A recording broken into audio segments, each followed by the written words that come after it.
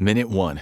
Xi Jinping is furious. The United States is encroaching into the South China Sea again, and he's had all he can stand with what he views as highly threatening behavior. He's handled these types of issues diplomatically before, he thinks to himself. Take the incident with the USS Gabrielle Giffords as an example. In December 2023, that Independence-class combat ship sailed into the waters of the Second Thomas Shoal. That was unacceptable to Xi. Those waters are part of the Spratly Islands, a disputed territory between China and the Philippines. But to Xi, there's no dispute. He owns those waters, and any U.S. incursion into them is an act of disruption that clearly exists to upset the delicate geopolitical balance in the South China Sea. Back in December, Xi mobilized a small naval task force to track the USS Gabrielle Giffords until it docked. And that was his subtle warning to the U.S. I see you, and I won't tolerate having you in my waters. And it seems to have worked. The ship exited the disputed waters, and Xi returned to monitoring the situation. But now it's March 2024, and America's at it again. Worst of all, it's the very same ship encroaching into the waters that Xi believes he owns. To the Chinese leader, one encroachment was a threat. The second is an act of war. Mobilizing his naval forces again, he prepares for an attack that he knows will spark an all-out battle with the U.S. in the South China Sea. 1 hour before the attack, Xi has mobilized a fleet to take on the USS Gabrielle Giffords, and he is aware of the threats the ship presents. As one of America's littoral combat ships, the USS Gabrielle Giffords has standard armaments that seriously threaten the smaller ships in his Navy. Those threats include Mark 110 57mm guns, capable of cutting holes in the hulls of small ships and even fighter jets, as well as the dangerous RIM 116 rolling airframe missiles. The missiles limit Xi's missile options because they're designed to destroy cruise missiles fired at the USS Gabrielle Giffords. They're fast too, capable of reaching supersonic speeds in excess of Mach 2 to deliver a 7.9-pound warhead onto their target. Not only does Xi have to worry about those missiles taking out his own, but he knows the USS Gabrielle Giffords could use them to attack his ships. Still, the ship only has a limited stock of those missiles, so a barrage should be enough to overwhelm and sink the ship. But Xi has another advantage. A destroyer isn't shadowing the ship. He knows that littoral combat ships are a black sheep in the U.S. Navy, with many reports suggesting they're used for testing ideas before being placed into combat-ready ships. That's why a destroyer usually flanks them. They're not strong enough to fend off a concerted attack on their own. Granted, that means the ship doesn't present much of a threat to China, but Xi can't take these encroachments into his territory lying down, so he's put his plan into action. The naval fleet he's deployed includes Wuxi, a Type 55 cruiser that's equipped with China's newest anti-ship missiles, the YJ-21. Faster than the RIM 116 missiles installed on the USS Gabrielle Giffords, the YJ-21 can reach hypersonic speeds that exceed Mach 5, and at 27 feet long, they're large enough to pack a warhead that could cause serious damage to America's vessels. Xi's small naval force gets into position near the USS Gabrielle Giffords. Inside the Gabrielle Giffords, the captain relays information back to base. His unenthusiastic tone suggests that he thinks this is just another instance of China monitoring the ship as it passes through contested water on its way to the Philippines. But something is different. The Wuxi is a warship, a destroyer capable of taking out the USS Gabrielle Giffords at a moment's notice. As he's processing this information, the captain receives an alert. The Wuxi has fired. Within minutes, a barrage of YJ-21 missiles strike the USS Gabrielle Giffords, evading the RIM 116 defenses due to their higher speeds. The hull is breached. The ship is taking on water. The amount of casualties is unknown. The ship starts to sink rapidly, and in what feels like a flash, China has just launched a naval attack on the U.S. in the South China Sea. There's no going back now. Xi intends to settle all territorial disputes in the South China Sea by force. 2 hours after the initial attack, news of the USS Gabrielle Giffords' fate reaches President Joe Biden. For a few moments, he sits in his Oval Office, dumbstruck that Xi would launch such a brazen attack on a U.S. ship. This isn't some standard territorial dispute. Those always end with threats and admonishments from China. This is an act of war. Harried by his naval generals, Biden has to devise a plan. It'll take several weeks to deploy a powerful force into the South China Sea, and intelligence being gathered by U.S. satellites shows that China isn't deploying out of that body of water. Instead, it's shoring up its defenses, getting in position to take on any ships that encroach on the territory. Biden has to take this threat seriously. China's Navy is one of the largest in the world. It's larger than America's, with 730 ships compared to the U.S.'s 472. That amounts to a 258-ship difference. But Biden also knows that China's fleet is deceptive. Despite its high numbers, it primarily consists of small patrol boats, frigates, and corvettes. That's still a powerful defensive force, but America has bigger and better equipment. It comes out on top in terms of destroyers, with 75 compared to China's 49, and it has slightly more submarines. However, its aircraft carriers may be the key to America's victory in the South China Sea. It has 11 compared to China's 2, and Biden will be using them to launch an aerial assault from the waves later in the battle. But for now, he has to prepare. That preparation starts with the Strait of Hormuz. The United States already protects the area in the Gulf region because it's crucial to the world's oil supplies. About 20% of all oil used flows through the strait, with China making heavy use of it in particular. According to the Carnegie Middle East Center, China imported $128 billion of crude oil from Gulf countries that used the Strait of Hormuz to transport their wares. Cutting off that oil supply is a key focus for Biden. He must control this major oil checkpoint to prevent oil from reaching China. Iran will be a problem, especially as it borders the strait. But Biden hopes to leverage his relationship with Saudi Arabia to assert control. Plus, U.S. naval forces were already deployed into the strait as recently as August 2023 to fend off Iranian attempts to seize a pair of merchant vessels sailing through the passage. Now these very ships will serve the opposite purpose, barricading the strait to prevent oil from flowing into China. They're also backed by an Ohio-class submarine, which arrived in the strait in February 2024, that Biden will use to sink any Chinese ships that attempt to take the strait. It's not a perfect solution.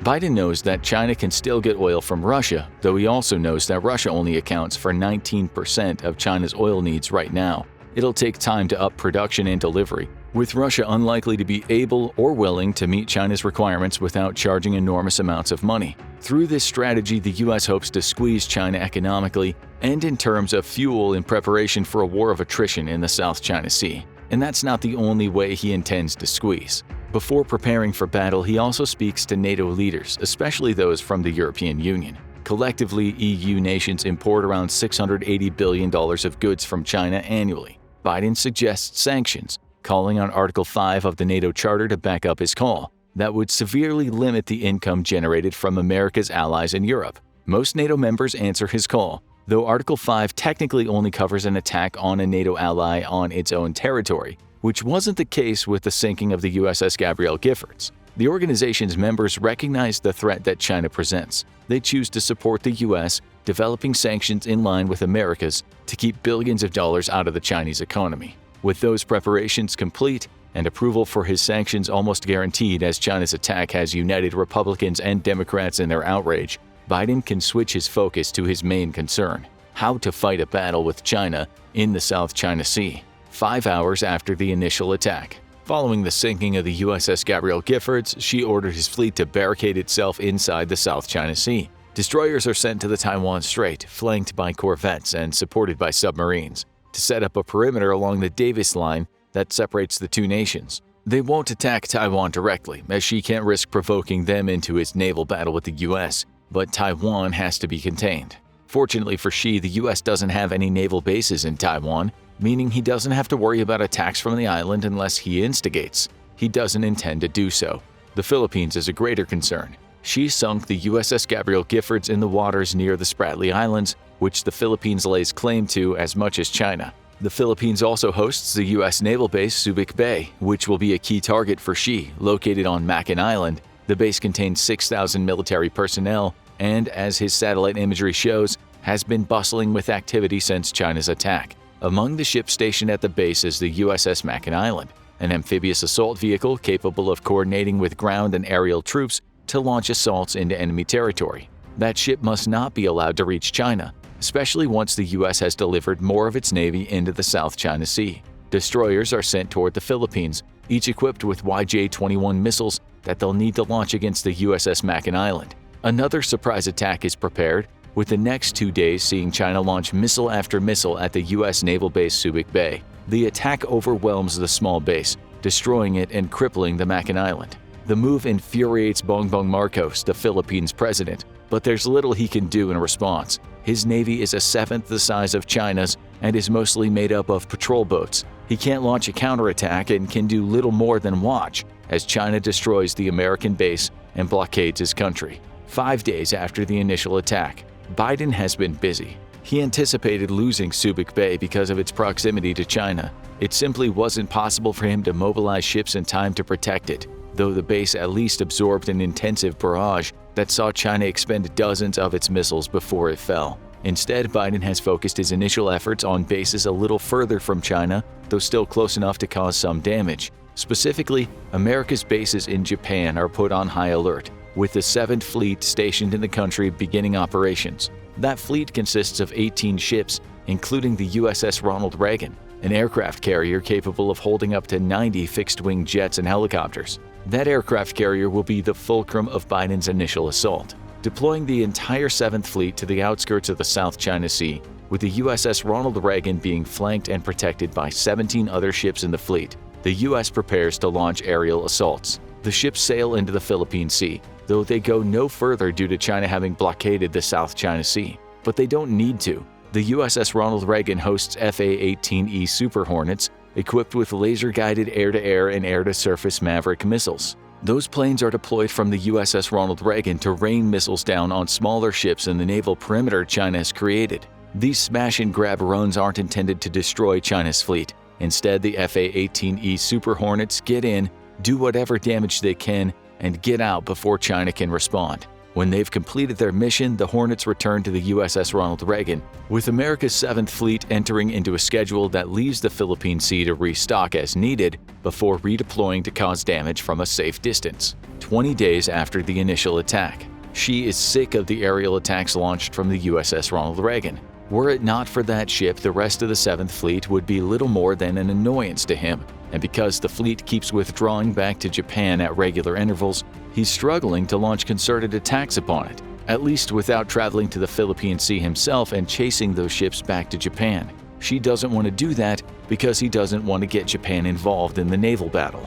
Instead, he decides to fight fire with fire. First, he deploys both of China's aircraft carriers into the South China Sea, as close as he dares to the 7th Fleet. The Liaoning and Shandong are the only carriers Xi has active. China didn't complete the Fujian in time for the beginning of the battle, and both will be vital for contending with America's aerial attacks. The problem is that they're smaller than the USS Ronald Reagan. The Shandong can hold up to 44 aircraft, with the Shenyang J-15s on the ship being the main adversary to America's FA-18 Super Hornets, while the Liaoning can carry 36, again primarily J-15s. Those fighters take to the sky, attempting to reach the smaller ships in the 7th Fleet, but generally getting tied up in dogfights with the Super Hornets. Still, the aerial battle is at something of an impasse, which at least means his perimeter isn't absorbing more damage. Xi also deploys his Type 938 Shang-2 class submarines, capable of firing YJ-82 anti-ship missiles into the South China Sea. However, those missiles may prove of little use to his efforts to sink the USS Ronald Reagan. They only have an effective range of 26 miles, meaning the subs must get up close and personal to launch. That might not be as problematic an issue as it appears. The USS Ronald Reagan has already been proven to have subpar submarine defenses, as confirmed in NATO wargame scenarios with Sweden that saw the carrier getting sunk by subs. But the speed of the carrier is a problem.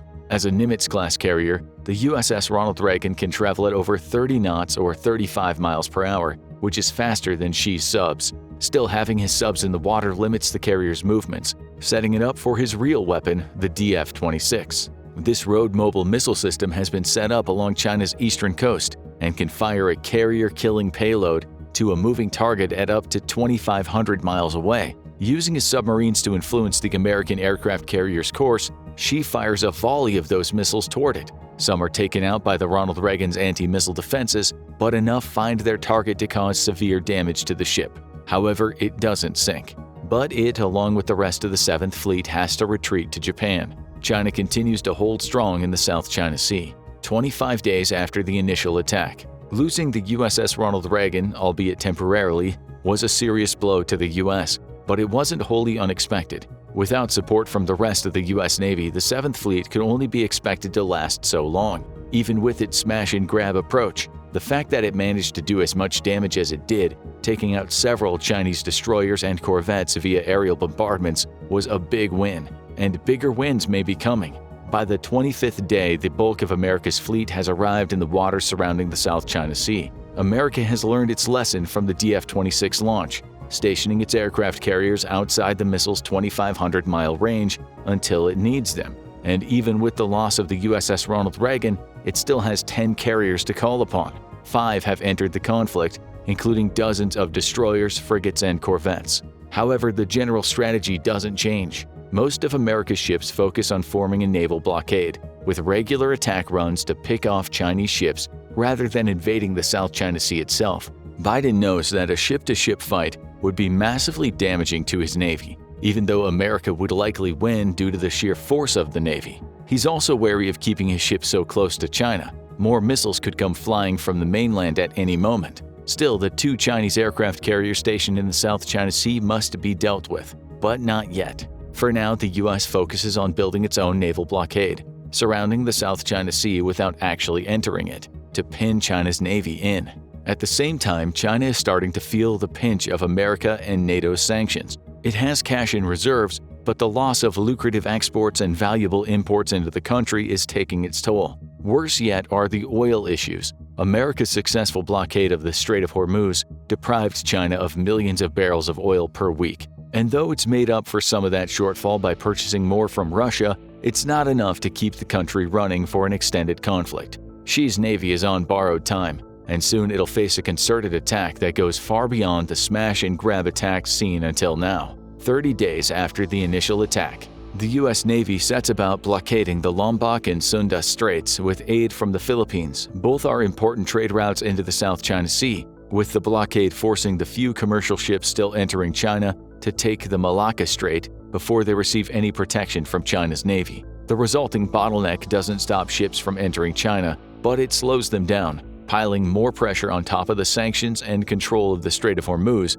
that America has already employed. With those blockades in place, the U.S. Navy is finally ready to attack. That attack starts with Taiwan. Though China hasn't attacked the island directly, instead choosing to set up a perimeter within the Taiwan Strait, it has underestimated the strength of the support Taiwan is willing to provide the U.S. For Taiwan's president, Tsai Ing-wen, the loss of American influence in the South China Sea would put her island nation at risk of attack from China, as they believe Taiwan should be a part of China. So she collaborates with the U.S. to wreak havoc within the Taiwan Strait. Though Taiwan's navy is small, numbering at just 93 ships, its fleet of 22 frigates and 4 destroyers takes advantage of China spreading its own navy throughout the South China Sea. The fighting is furious, with ships being sunk on both sides. However, Taiwan knows that American ships will soon bolster its attack. In addition to its navy, Taiwan deploys most of its 286 fighter jets, including the 142 F-16s and 129 FCK-1 Qingquos into the fray. They'll force China to dedicate aerial assets to the strait, including moving one of its aircraft carriers nearer to the mainland. Missile fire from the Skybow defense system also takes a toll on any Chinese fighters that stray too close to Taiwan. As Taiwan launches its attack, the U.S. brings its aircraft carriers to the outskirts of the South China Sea. Dozens of fighters take to the skies, raining missiles down on China's destroyers to take their most dangerous ships out of the fight. America's submarines have also reached the battlefield, engaging in direct sub-to-sub fighting with China's fleet of submarines. The numbers are fairly even at first, but the U.S. starts to establish its superiority thanks to all of its submarines being nuclear-powered. That makes them faster and reduces the need for refueling, allowing them to outpace and destroy most of China's diesel-powered fleet. After whittling away the diesel-powered submarine numbers, the U.S. can focus on China's 6 Shang-class subs, the only nuclear-powered submarines in China's fleet. Though usually a capable foe, those submarines cannot withstand the sheer numbers brought against them, reducing the ability to serve as a threat to America's aircraft carriers in the same way they did to the USS Ronald Reagan.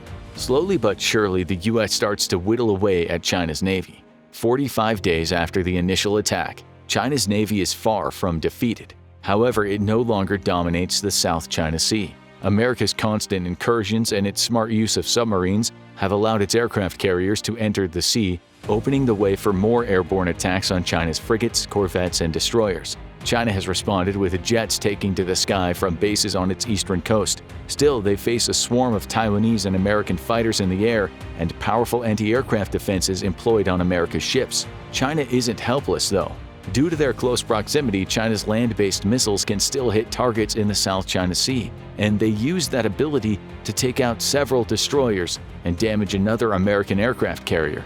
But despite this positional advantage, fighting in the South China Sea is practically even. China might even be able to withstand the American onslaught, relying on its land-based defenses to chip away at America's Navy. If not for external factors, Beijing's diesel stocks are running low, with hampered production by America's sanctions and crude oil blockades. That's a problem because most of China's ships, including its 2 aircraft carriers, run on diesel.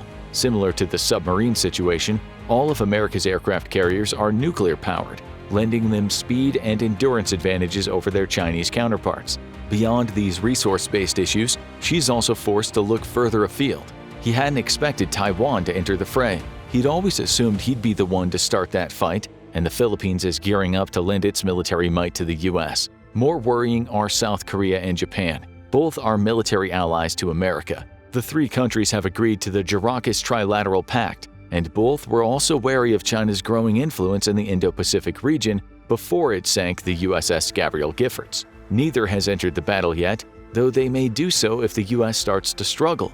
That would be a problem for China. The combined naval power of Japan and South Korea amounts to 355 vessels. Alone, neither is capable of defeating China's navy. However, in support of the US, Japan and South Korea entering the South China Sea would mean that America finally has the numbers advantage and superior strength. There are other concerns. Australia's small navy may also enter the fray due to concerns about China's influence. That country and the UK also have an alliance with the United States that could feed into its cooperation, further bolstering America's numbers. Even if China can do more damage to the American vessels in the South China Sea, those alliances mean the US can always retreat to friendly territory and regroup before launching renewed attacks. Xi's forces will continue to fight for now, if only to save face. But it's becoming increasingly clear to China's president that his attempt to dominate the South China Sea has resulted in a war he can't handle. 60 days after the initial attack, the battle has reached a deadlock.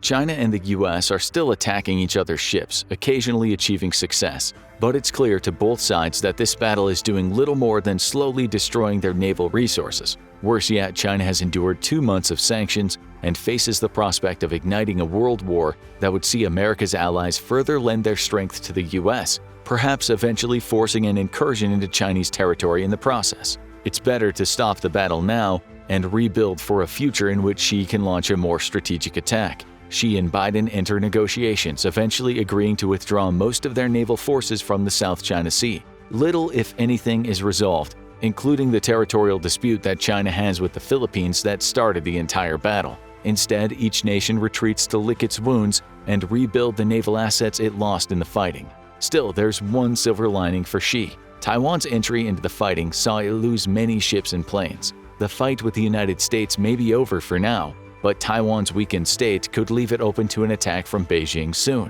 But what do you think? Is this scenario realistic? Or do you think either side would have a better chance of winning than the other? Tell us what you think in the comments below. Then check out why America must go to war if the Philippines is attacked. Or watch this video instead.